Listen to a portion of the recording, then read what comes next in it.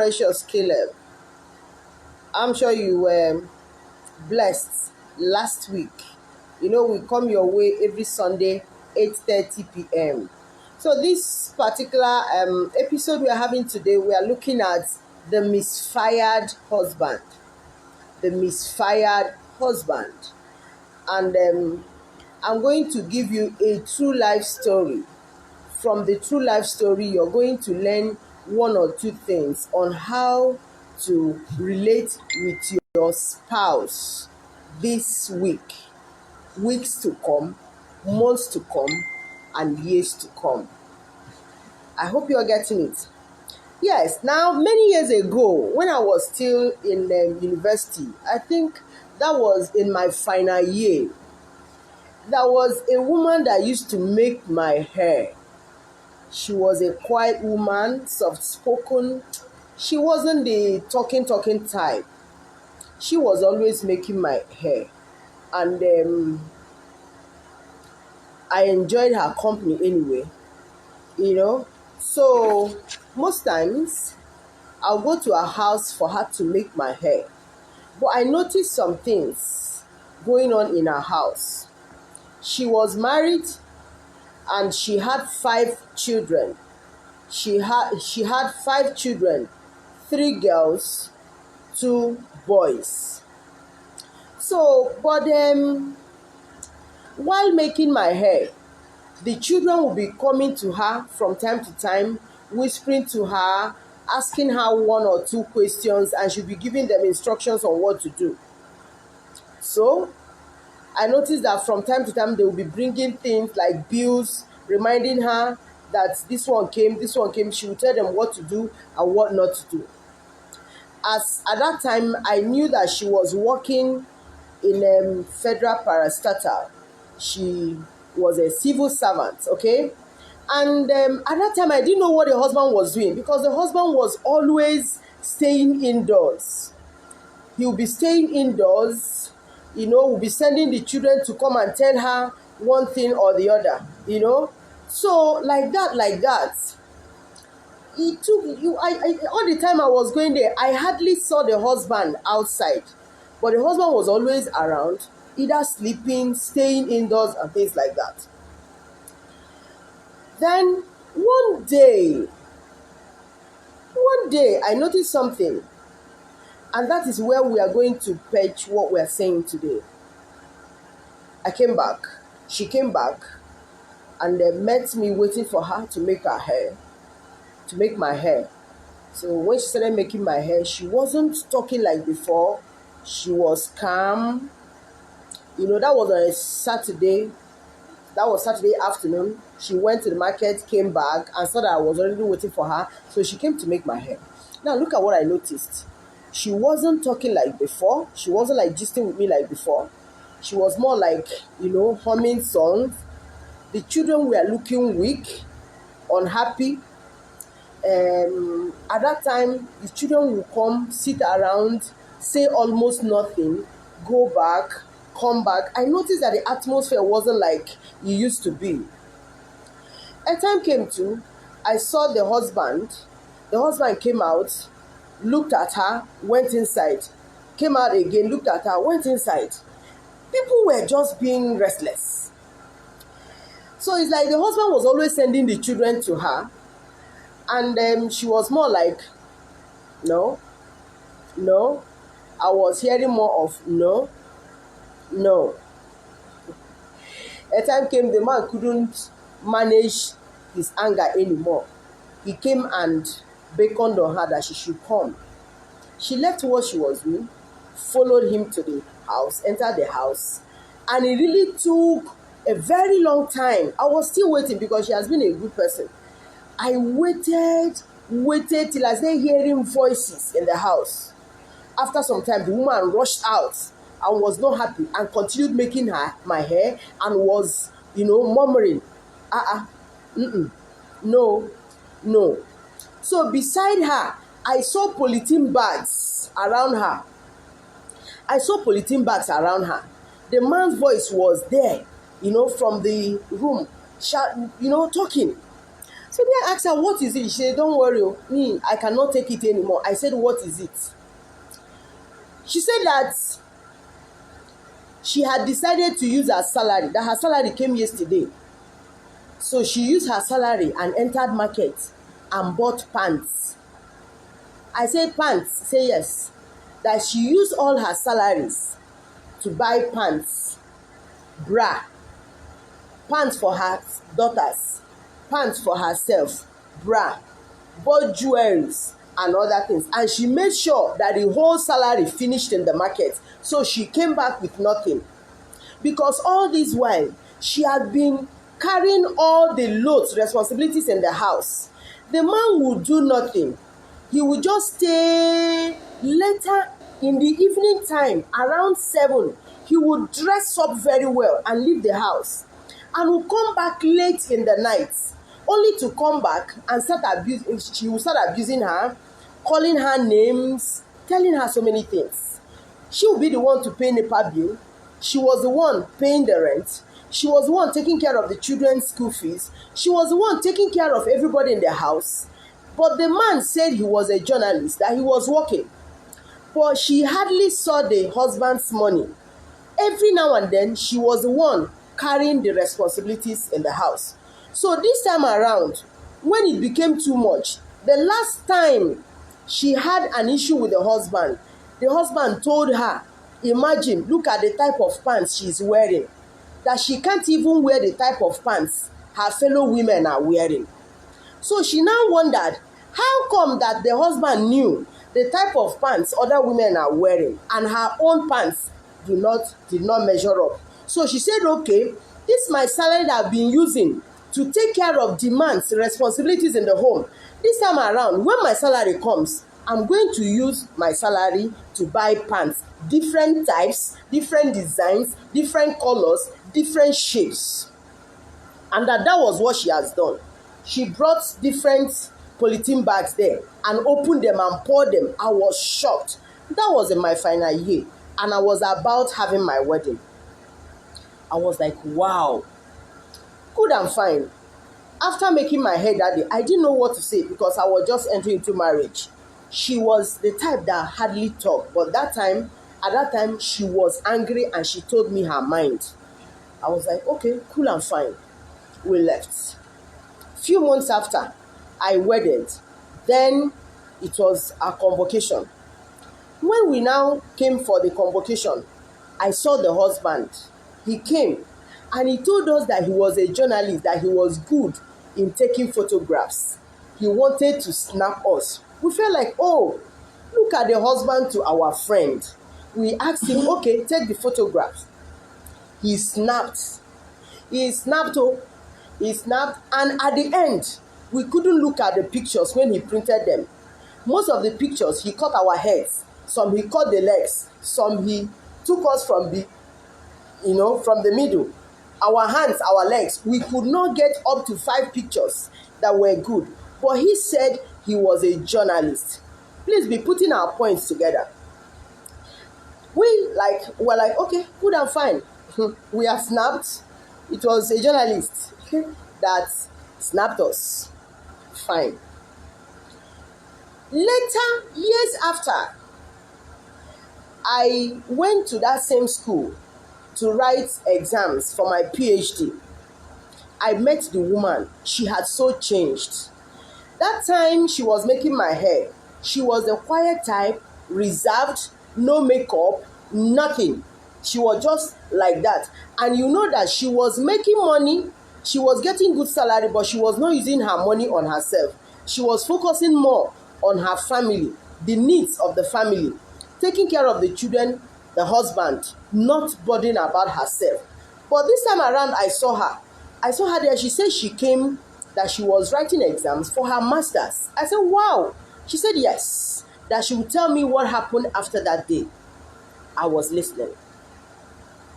She said that immediately she took that decision, that it really took her time to take that decision. And as she took that decision, she was done with all she was going through. What was that? That the way she was not being appreciated for all she was putting into the marriage, into the family. At that time, she decided to now focus on herself and start taking care of herself. That after some time, 3 women appeared and they came troubling the husband that he was responsible for their pregnancies. She said she did not want to talk and she refused to put her mouth in their matter. They dragged the husband, and about 2 carried their things and came into that same house where she was managing to pay the rent, accommodating herself, her husband, and her 5 children. She was just calm because she knew that it won't be long, the rent will expire. So immediately the rent expired, landlord got angry, came and threw their things away. She did not say a word. She just picked some of her things, carried her children. 2, she took 2 to the parents' house and carried 3 to one small room they gave her in the staff quarters where she was working. And from that place, she decided to be managing her life. She decided to throw away the pains of the past and focus on how she was going to develop herself to become the woman she should have become earlier. Now, she started looking at herself, taking care of herself, taking care of her children, making sure that she developed. That was why she picked forms and started doing her masters. At that time, too, she told me that she was having a sensitive post in her place of work, so that the master's degree she was pursuing was to help her get a particular appointment that was so juicy. So I now asked, how about the husband? He said, yes, that so far that the man is there, the man is okay, but the man is not fine. I said, what does that mean? That the man has not really been doing very well, but from time to time, she will send money to help him buy drugs because the man suddenly became hypertensive with some other sicknesses that entered. I sat down. I tried to talk to her. She said there was no need because already 2 of her daughters will be getting married months from that. Her first son gained scholarship in one oil company, and from the scholarship, he was assisting the younger brother who was already in university, and the little one, their last born girl, was already in a university. So she had decided to focus on her life. Now, I sat down. I said, maybe there may be 1 or 2 things that we are going to learn as we relate with our family members this week. Look at what I learned. Number 1 point is this. I hope we are blessing you. All right. We said this time around we are looking at the misfired husband. A time will come, we'll look at the misfired wife. Because if a husband can misfire, wife can as well misfire. Okay? Beautiful. So if you are a husband here, if you are a wife, if you have parents, if you have a father, if you have brothers, if you have sisters, I'd like you to take this message home to them, that this is what you have learned from your family this week with Precious Kenneth. Number 1, please, women, listen.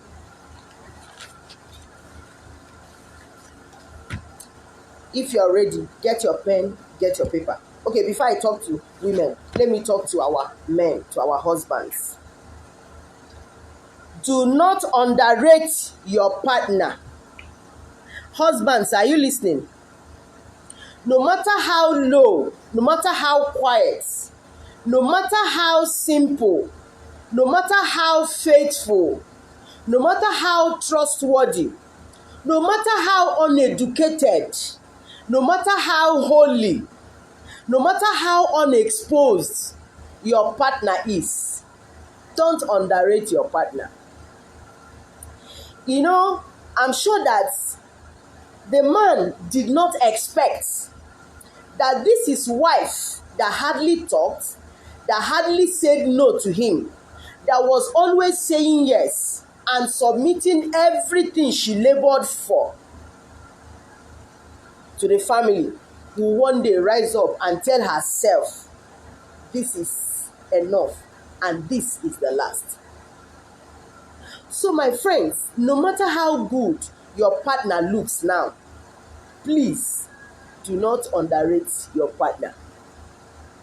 Starting from now, look at your wife, look at your husband, and tell him or her, Nne, bros, I won't underrate you again. Because if such a woman could change her mind overnight, it means that she had calculated so many things she could not say out to the man. Maybe she was afraid to say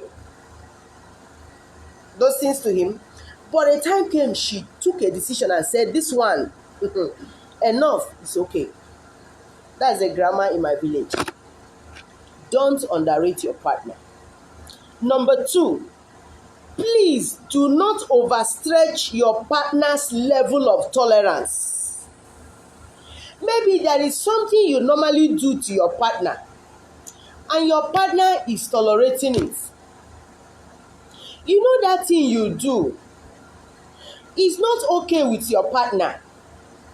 Your partner is tolerating it. Maybe because your partner is a Christian. Maybe because your partner, maybe it seems that your partner is civilized, that your partner is a gentleman, or that your partner is a responsible lady. You keep doing those things that you know that your partner does not like. Please, this evening, I'm asking you to stop. It is wrong for you to overstretch your partner's level of tolerance. Your partner will get to a point where your partner will say, no, I am done. I can't take this anymore. Sometimes your partner may not say it out. You only notice that your partner is acting it out. I hope you got this one. The next thing I'd like us to go home with is this. Always appreciate your partner's contribution. Marriage is for two of you. The family is for all of you. If one person is contributing, even if it's little, maybe your husband comes home from time to time and buys fish. Maybe your wife from time to time, buys textbooks for the children. Maybe your husband from time to time will enter the kitchen and cook. Please learn to appreciate the contribution that your partner is making. If your partner does not contribute, there won't be a problem, but there will be plenty troubles that will come out eventually. So if your partner is doing one thing or the other in the family, in the marriage, please learn to appreciate that contribution. I hope this one entered. Yes. From time to time, your partner takes phone and calls your mother, calls your father, calls your sisters, calls the people around, or maybe interacts with people. Some things you cannot do. You notice that your partner can do those things. That is your partner's contribution. Please appreciate that contribution. The next point is this. Don't be too sure of what your partner can do or can never do. I believe that man was too sure that no matter what, that lady will never accept to leave the house.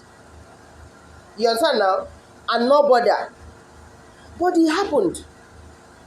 Sometimes we assume that we have known our partners too well. We should not accept that anymore. Let us try and tell ourselves that we are not too sure of what our partners can never do. I tell people, for you to beat your chest and say, I know my wife can never. I know my husband can never. Therefore, you behave anyhow. You are just joking.